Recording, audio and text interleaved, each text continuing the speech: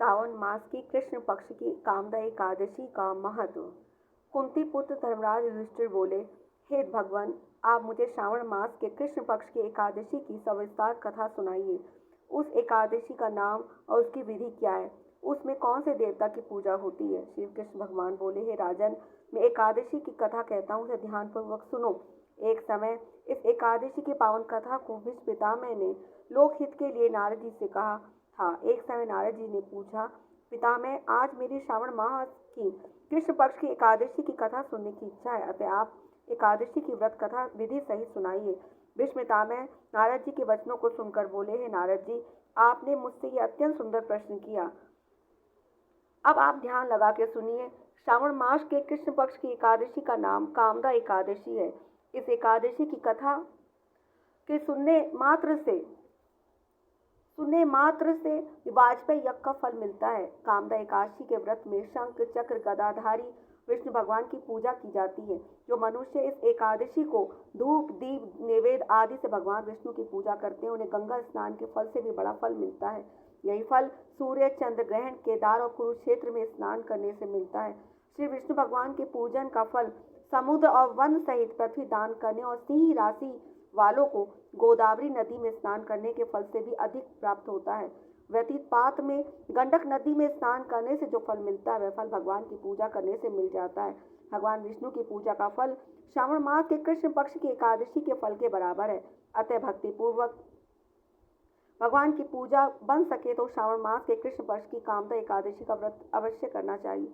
आभूषण से युक्त बछड़ा सहित गो दान करने से जो फल मिलता है, वह फल कामदा एकादशी के व्रत से मिल जाता है।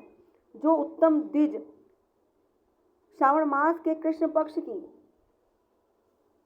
कामदा एकादशी का व्रत करते हैं तथा श्री विष्णु भगवान की पूजा करते हैं, उससे समस्त वेद नाग किन्नर पितृ आदि की पूजा हो जाती है। नारद स्वयं भगवान ने अपने मुख से कहा है कि मनुष्य को अध्यात्म विद्या से जो फल मिलता है, उससे अधिक फल कामदा एकादशी का व्रत करने से मिल जाता है। इस व्रत के करने से मनुष्य अंतिम समय अनेक दुखों से युक्त यमराज तथा नरक के दर्शन नहीं करता। कामदा एकादशी के व्रत तथा रात्रि जागरण से मनुष्य को कोई योनि नहीं मिलती और अंत में स्वर्गलोक को जाता है। जो उत्तम मनुष्य श्रावण मास के कृष्ण पक्ष को कामदा एकादशी को तुलसी से भक्ति पूर्वक श्री विष्णु भगवान की पूजा करते हैं, वे संसार में रहते हुए भी इस प्रकार अलग रहते हैं जिस प्रकार कमल जल में रहता हुआ भी जल से अलग रहता है। भगवान की तुलसी दल से पूजा करने का फल 1 भार स्वर्ण और 4 भार चांदी के दान के फल के बराबर है। श्री विष्णु भगवान रत्न मोती मणि आभूषण आदि की अपेक्षा तुलसी दल से अधिक प्रसन्न होते हैं। जो मनुष्य भगवान को तुलसी दल से पूजा करते हैं, उनके समस्त पाप नष्ट हो जाते हैं। नारद, मैं स्वयं भगवान की अत्यंत प्रिय ऐसी तुलसी जी को नमस्कार करता हूँ। तुलसी जी के दर्शन मात्र से मनुष्य के समस्त पाप नष्ट हो जाते हैं और शरीर के स्पर्श मात्र से मनुष्य पवित्र हो जाता है। तुलसी जी को जल से स्नान कराने से मनुष्य के समस्त यम यातनाएं नष्ट हो जाती है। जो मनुष्य तुलसी जी को भक्ति पूर्वक भगवान के चरणों में अर्पित करता है, उसे मुक्ति मिलती है।